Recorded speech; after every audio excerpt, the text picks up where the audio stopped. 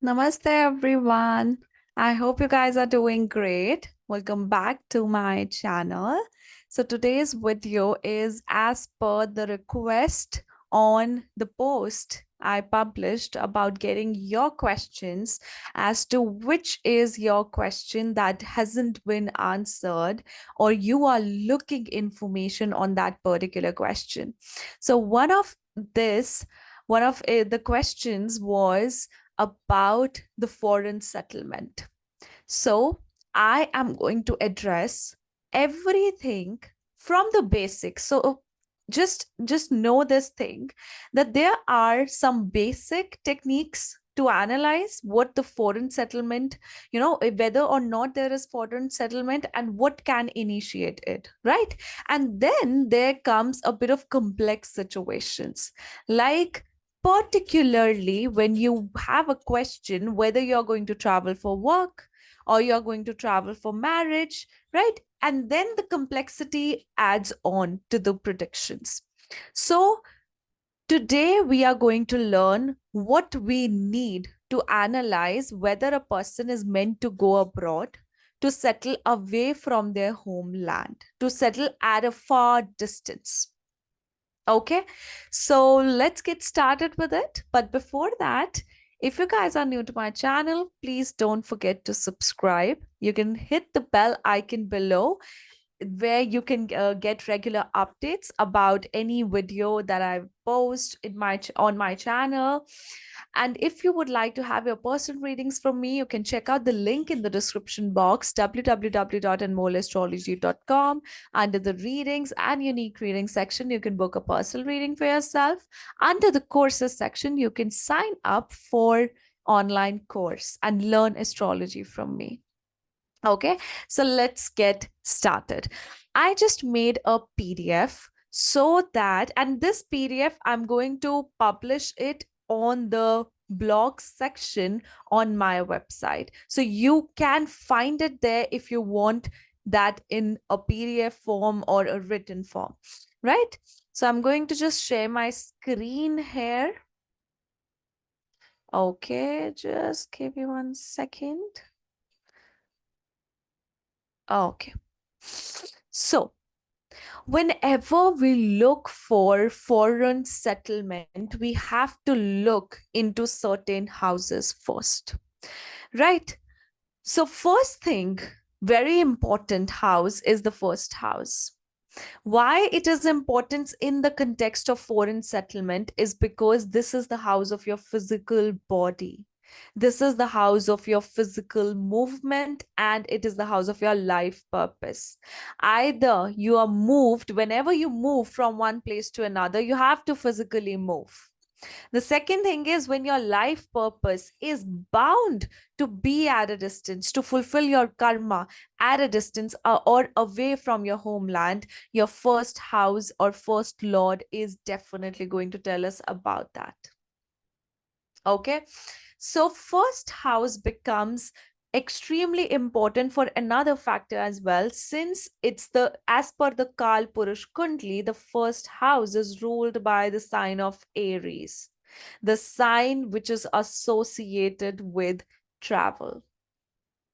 Okay, so next house that we need to refer is third house. Third house is actually the house of travel. It is the house of travel and specifically short distance travel. This is also the house of loss of your homeland because it is 12th from the fourth house. It is 12th, as in it is the loss of the homeland, right? Then the fourth house. Fourth house itself is extremely important to tell that whether or not you're going to settle in your homeland or not.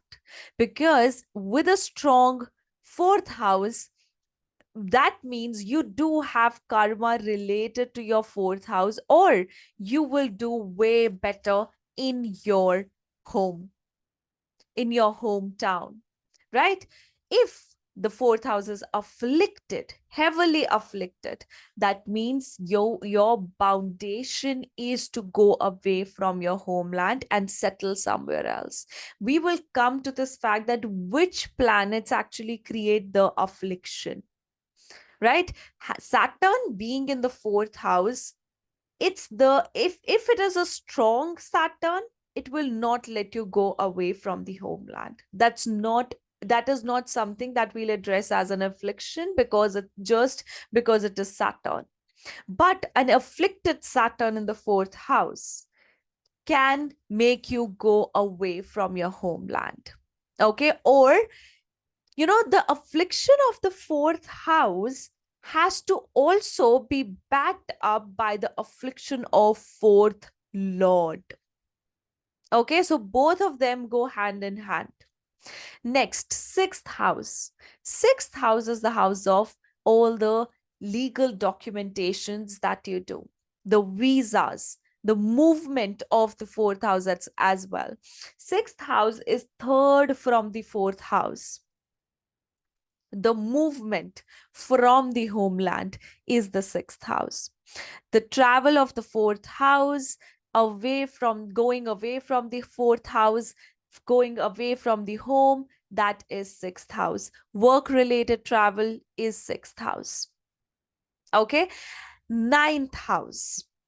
And actually, there was one more house which I did not write, which I'm going to edit it here, which is the eighth house. I forgot it's a very, very important house. You know why? Because eighth house, whenever it gets activated by transit, by Maha, Antar, or Pratyantar, or it gets actually the affliction, that means you are bound to go and settle at a further distance. Eighth house activation would always make you shift your home, whether it's nearby or it is at a distance. But eighth house activation brings in sudden change, movement, brings in transformation. Whenever you go from one country to another, you are transforming, right? You are into a very transformative area. You are new, you are starting with new journeys. That is all the eighth house is about. So eighth house is about transformation.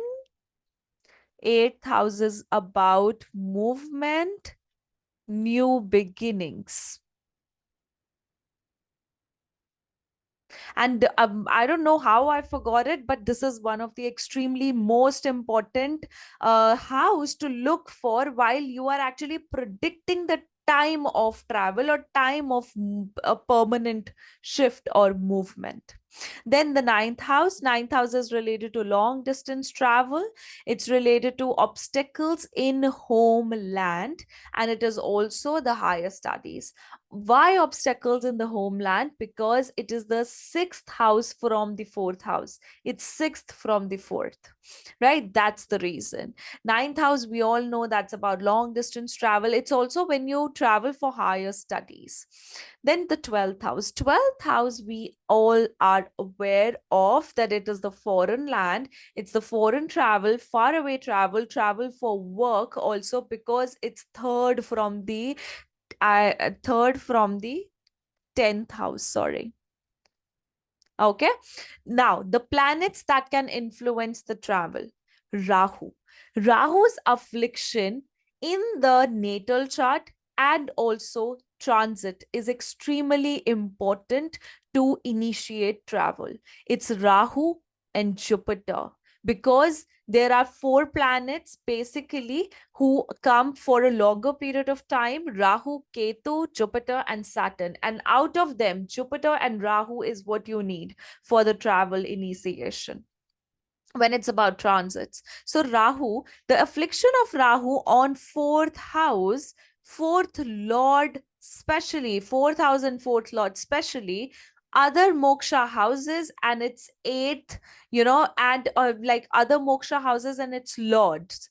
So 8th and 12th houses, if are afflicted by Rahu or their lords are afflicted by Rahu, it will make you move away from your homeland. Then Mars, affliction of Mars on the moksha houses and especially the 4th house creates, or its lord creates you move or separate from your homeland. Jupiter, it's the natural lord of the ninth and the 12th house. So it is a significator that initiates foreign travel, or it could even initiate foreign travel for higher studies. Then Venus, Mercury, Moon. The Mahadasha of these planets, when they are afflicted, can initiate foreign travel. That is because these are the planets which actually make you move or make happen quick changes in your life. Venus, since it is about luxury, it is about being involved with the 12th house matters because it gets exalted in the 12th house. That's why Venus is one of them. And of course, with when it is about Mahadashas, it's also actually Rahu. I think I must have written Rahu somewhere. Yeah, in the dashas. We'll come to that. So now, a few combinations that promise foreign settlements.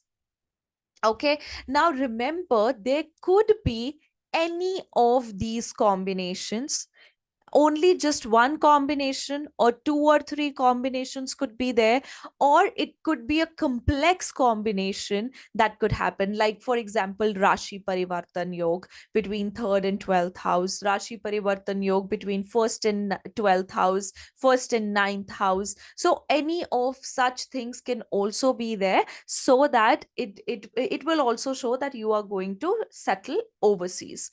Now few combinations are, first of all, the first house, if it goes into the 3rd house, or the 3rd lord comes into the 1st house. Then first lord, if goes into the 7th house, first lord in the 9th house, first lord in the 12th house, or its lord sitting in these houses, right? Okay, with its lord, agar wo, for example, sorry, if they are sitting together, if suppose the first and the 3rd lord are together sitting in the 12th house, if first and the 7th lord are together sitting in the 12th house, that could also be a condition where you can travel for settlement. Now, the most important one with the first lord, I would say, is actually all of these placements are important, but the most important you will see first going into the 7th, first going into the 12th. That is because first house represents your soul purpose. It represents your journey of life, your soul journey. So, your soul, first house is also a very big significator of your career. And that's what we do most of the time of our life. That's why wherever the first lord goes, that becomes an extremely important, destination for an individual. So, that is the reason that when your soul lord, your soul purpose is going into these houses, it makes you move away from your homeland and fulfill your karma away from your homeland. Our second is 3rd lord. If 3rd lord is in the 12th house, that's a strongest placement that you would see, but that would actually ensure that you are going to settle at a distance and you will be able to purchase a property at a distance as well. Now 3rd house affliction, 3rd in the 6th and 3rd in the ninth, all these combinations suggest that you're going to settle overseas. 4th house, fourth house is extremely important. Affliction of 4th house is the first priority you're going to see. The affliction of the 4th house has to be there, the affliction of the 4th lord has to be there, and then all the other houses come secondary. Then 4th lord is in the 3rd house, that means it is going towards the loss of its home. 4th lord in the ninth, 11th, 12th, 4th lord or the house affliction is very important for foreign settlement, because otherwise your ascendant lord, or maybe the 3rd lord, maybe the ninth lord, all of these are going to just initiate travel for you. They're just going to show travel for you. But 4th house affliction and its lord affliction, its lord's placement is going to tell you whether you are going to travel away, you're going to settle away. Then the ninth house in the ninth lord in the first house, third and 12th house, that creates the settlement. Sixth house, sixth lord in the third, fourth, ninth, and 12th. Then the 12th house, 12th lord in the first, third, fourth, sixth, and ninth, and also exchanging places with any of the lords of the first house, third house, fourth house, sixth house, ninth house. Okay. Now, dashas and the antardashas that can bring in travel for foreign settlement. Rahu becomes the very first one, which makes you move away. If your Rahu afflicts any of the moksha houses, it will, first thing it will do when it comes in as your Mahadasha or your Antardasha, it is going to make you move away. If suppose you're going through your moon Mahadasha and then Rahu comes in or Sun comes in, you're most likely to move away. Then the second Mahadasha is Venus. You know, Venus Mahadasha, I would address something about travel, foreign settlement, and Venus Mahadasha. For some people, Venus Mahadasha can be, it will give the promise of you settling abroad or moving to abroad. But your Venus can be the most difficult period that you deal with when it is about your process initiation of foreign travel. And the reason behind it is the because Venus is debilitated naturally in the sixth house. That's why it brings in complications with legalities, or even with the not just legalities, but it will bring in obstacles for you. Sorry, for your travel. Okay, so I have seen many people trying so much to settle abroad in Venus Mahadasha, but they end up leaving their homeland either towards the very end of Venus Mahadasha when they have Venus Ketu, or in the very beginning of their Sun Mahadasha. Okay. Next is Sun Mahadasha itself, especially when Sun is either afflicted by Rahu or it is in the moksha houses or conjunct with the moksha lords, it will make you travel. Even in the ninth house, it would work. Moon again, an afflicted moon will take you away from the mother, away from the homeland, away from the comforts. And whenever the moon Mahadasha comes in, although you that is the time when you will feel most homesick, but that is also the time when you're going to move away from your home because you need quick changes there. I was actually doubtful about Mercury because Mercury is definitely a planet that triggers changes, quick changes, or a person to shift different places in their life in that particular tenure of Mercury. But Mercury not always will promise shift of residence. It does represent temporary shifts, but not shift of residence for everyone. You need to, of course, see the whole chart for whole of this scenario, and especially with Mercury. That is the reason I did not write Mercury, although I did wanted to. But this is, I did not have like solid proof to tell you guys that yes, Mercury is 100% there. Then Jupiter. Okay, Jupiter, again, natural karka of the ninth and the 12th house, right? So it does initiate travel. It does, make you be involved. It basically expands your horizon, expands your network, your connectivity. Okay. Then if the dashas or the antardashas activate for lords of the first, third, fourth, ninth, and 12th. Now, let me write one more thing. What about if it is about the transits? Let me write this here. So, if it is about transits, then we would have the transit of Rahu and Jupiter. And Jupiter are the ones who create. especially through moksha houses. The transit of Rahu and Jupiter either over the moksha lords, 4th, 8th, and 12th lords, or the moksha houses itself can trigger travel for you. Jupiter and Rahu coming into the 6th house can also make you file in for some legalities, doing that legal work, file in for visas. And of course, the ninth and the third house also. Okay, so the moksha houses, we would say the third house, the sixth house, eighth house, and ninth house. Apart from the moksha house, actually, eighth house is the moksha house. So let's not write it. Okay. So that is how you see. Now, some people there's one more condition I would like to talk about. What if your second lord is retrograde?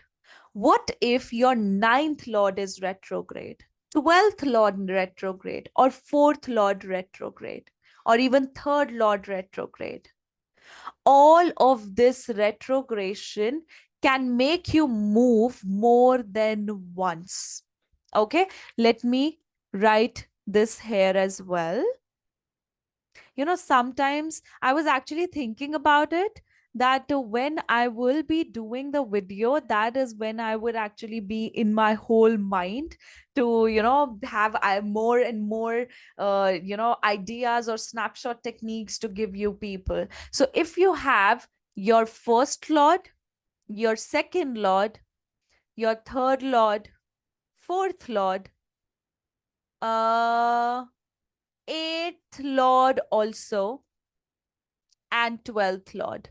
Ninth lord could actually, could be lightly, very lightly there. Okay. So if these lords are retrograde, then you are bound to move more than once. Like you move away from your homeland, maybe in the childhood, then you move again somewhere else, then you come back maybe, and then you move again. So, how many times it could be, that is definitely dependent on your personal chart and personal placements. But retrogression does brings you back or brings you nearby and then makes you move away again. So there's always something back and forth. Or remember, I'm saying or, it is about multiple travels or multiple shifts that a person has to see. Now, one more thing I would say is that if there is involvement of 10th house, 10th lord as retrograde, that could be that you are constantly traveling or shifting your residence because of work. But alone the 10th lord retrogression would not justify that. There has to be other conditions to be fulfilled, any of the strongest conditions to be fulfilled out of what I have mentioned in this video. Only after that you have to see if 10th lord is also retrograde, then it can bring about multiple travels or back and forth travels. Okay. So, guys, that was my analysis about foreign settlement. I hope this helps every one of you and gives you good insights into this topic. And do let me know, do let me know and comment in the comment section if you have traveled or you have moved away from your homeland, and if any of these conditions apply to your chart or whatsoever conditions are in your chart. That would help me as well for my research. That would help other people as well for their research and to know how to analyze further. Okay, so we'll see you with the next video. Keep on commenting. I still have that post on my, I think that is community section on YouTube channel where you can visit. You can see that's the latest post that I have done, where I'm asking for people to tell me what what videos they need me to make. So you can go and comment there, and I will be making one by one all the videos. Okay, so we'll see you next time. Bye bye, take care.